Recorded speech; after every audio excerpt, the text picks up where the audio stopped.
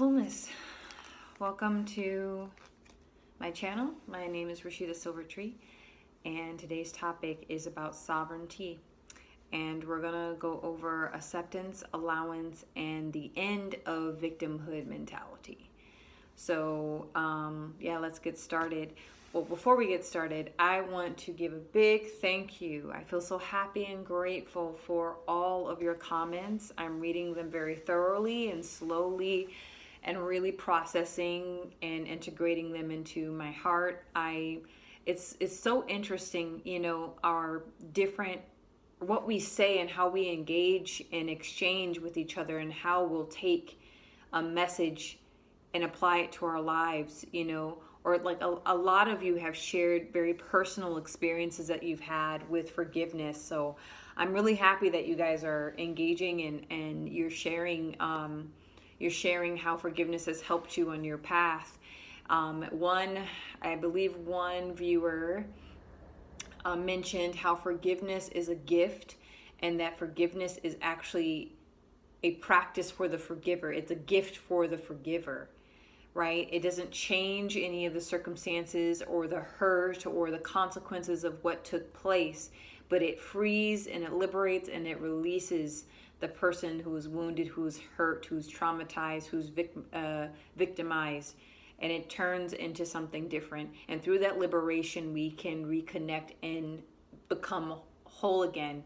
Another commenter mentioned something about how in one of the forgiveness videos I talked about the stone takes the place of the heart when it's wounded, and this viewer beautifully said the stone actually becomes crystal, like a beautiful piece of crystal that shines brightly, and so I thought that was just so beautiful, guys. Thank you so much. I truly enjoy the engagement. So let's get started. So I want to talk about sovereignty first. So what is sovereignty? My personal experience with that is standing very firm with aloneness, right? Aloneness, all oneness, knowing what you are, or your value, your worth, being able to stand firm on that foundation, without being swayed.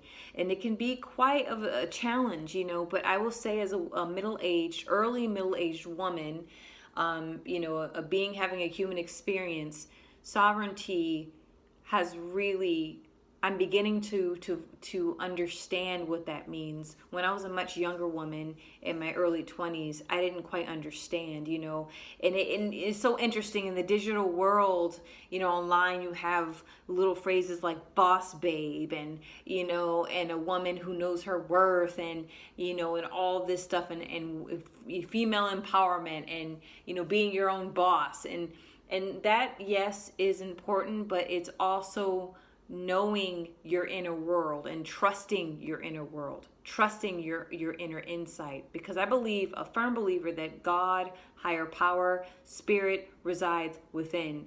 The infinite inner light resides within, not without.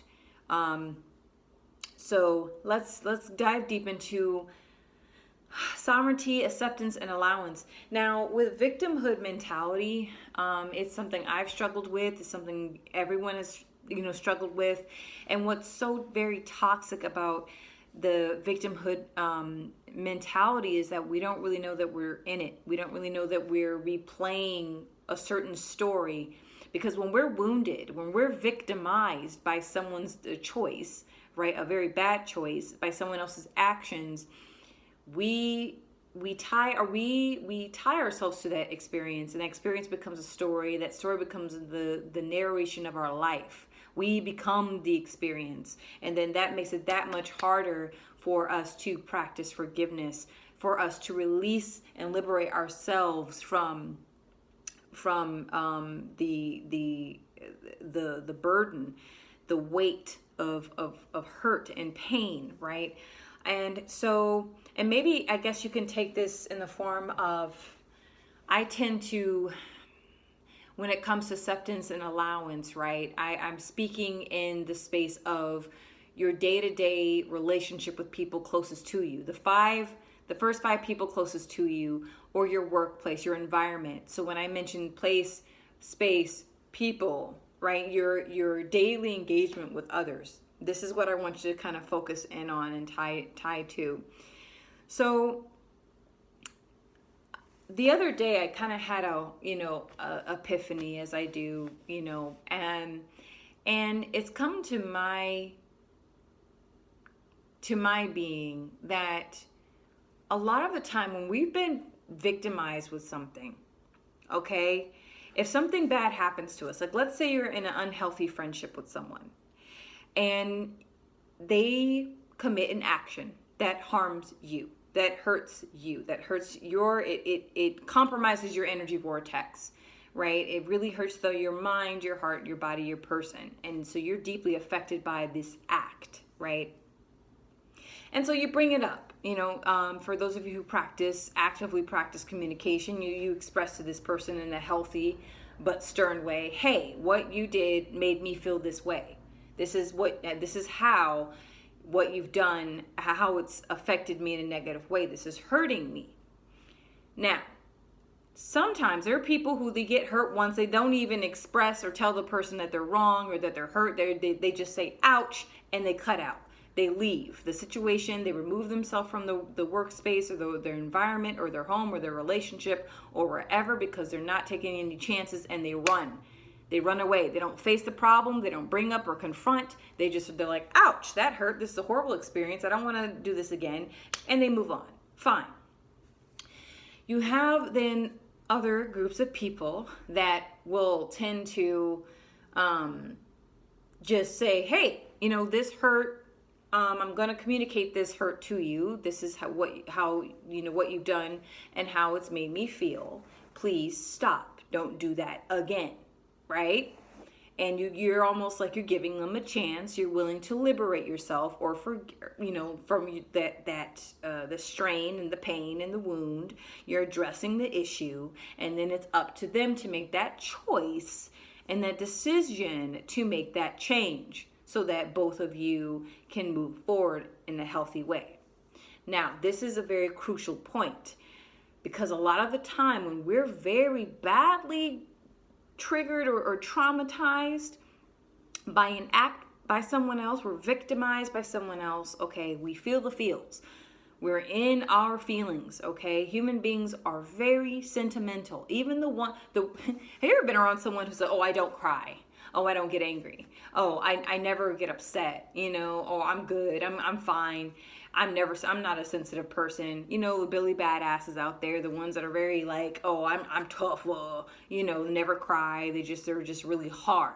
Those are the softest people, most sensitive, and there's nothing wrong with that. They just wear a shell, okay, to protect that soft gooiness, all right, that humanness inside them, for a plethora of different reasons.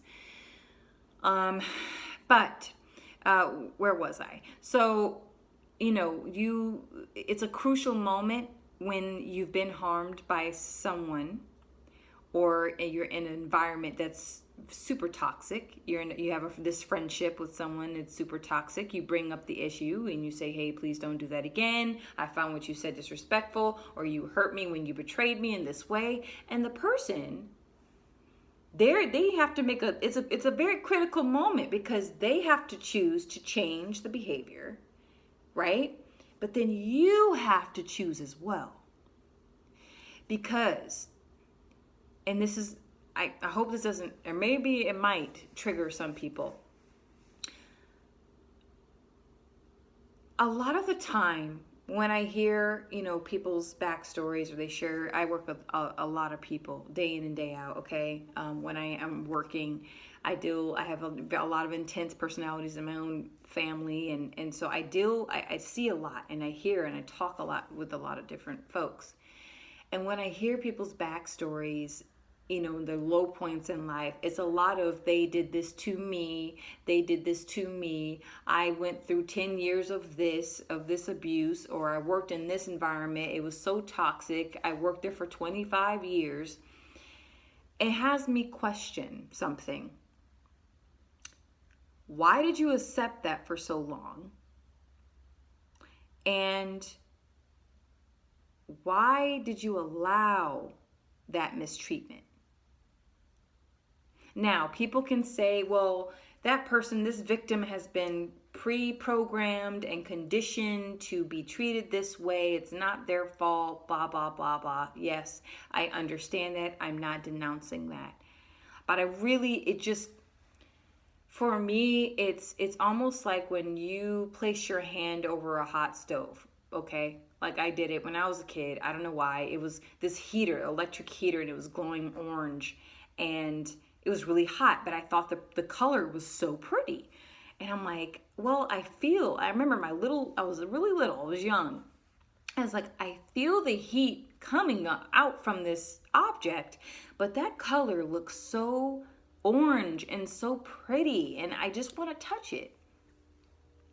I put my little skinny little fingers in through the little metal bar thing, and I touched the red light, and I got burned.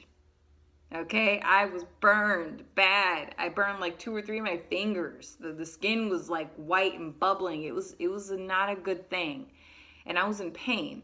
And I learned a lesson, right? And so it's to me, I'm not trying to, because I know that there's a term out there that's called victim blaming, victim shaming. This is not shame or blame or like it's your fault this happened to you. Never. I would never say that. I don't condone that practice. I'm challenging the victimhood mentality by asking you all this, for those of you who are struggling with this or seeking empowerment and sovereignty on your path. Why, ask yourself this, why do I continue to accept this behavior knowing that it hurts me? Why do I allow this mistreatment into my space, into my energy field, into my being, into my spirit? Because when there's a repetitive behavior of maltreatment or mistreatment, that's showing you something. That's telling you, listen here, this individual is not willing to change. This situation is not willing to shift. This environment isn't evolving. You need to bounce. You need to remove yourself. A lot of the time I find with victimhood mentality, we tend to, or even codependence, okay? Codependency issues come up through this. We feel like we have to battle it out. We have to be the pillar that holds the wall to the floor, okay? We are crucial. We are the frame, okay, that holds the window. We can't buckle. We can't leave or the whole thing falls, right? And I know it's very difficult, especially when you have a role of a mother and you have a troubled child, or you have a role of a spouse and your spouse is the marriage is in trouble, or you're a head manager of a company or of a unit or department, or you're part of a community project that's gone nowhere and it's gone to complete shite. It's very difficult to abandon ship per se. Everyone will look at you like you start going into like, oh, I'll be labeled this. I'll be labeled a coward. I'll be labeled as someone who doesn't have the tenacity to tough it through the tough times. But who loses? You compromise your sovereignty and your ability to stand up for yourself. It's about what you allow and what you accept into your life that can end victimhood. We cannot control the things that happen to us. We can't control the experiences that we have, not all of the time. Sometimes it's not meant for everything isn't meant to just be in alignment all the time, okay? And happy-go-lucky all the time. Life is suffering, unfortunately. Life is beautiful, very rewarding, but there's a whole ton of suffering in it. And it's unavoidable. We come into this life suffering. We come out of our mother's womb screaming for our first gasp of air. And so this is just a couple of questions. If you're going through a rough patch in a connection that you have with someone, platonic or romantic or professional or personal, right?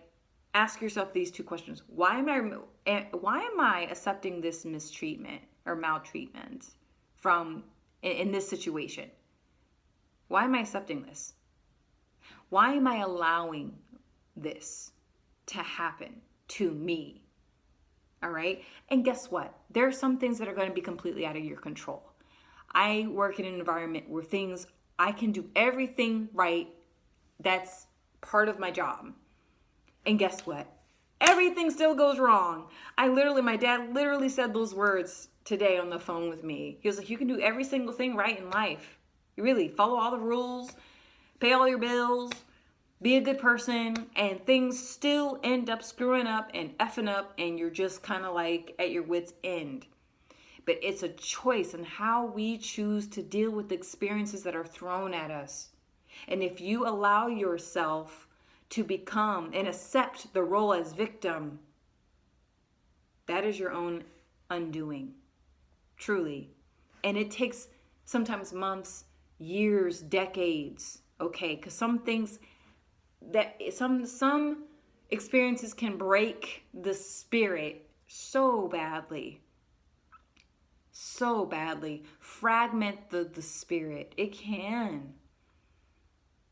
But at the end, when we become aware that we're not the experience, we're not what happened to us, the thing that happened to us just happened, but we're not that. You begin to liberate yourself. And then you can start asking yourself empowering questions like, wait a minute, do I have to accept this? Do I have to allow this? And yet again, some things are outside of our control. But ask yourself how you deal with things that are in your control. That's it. Hope 16 minutes isn't too long. Thank you so much for tuning in, and I'll see you in the next video. Bye.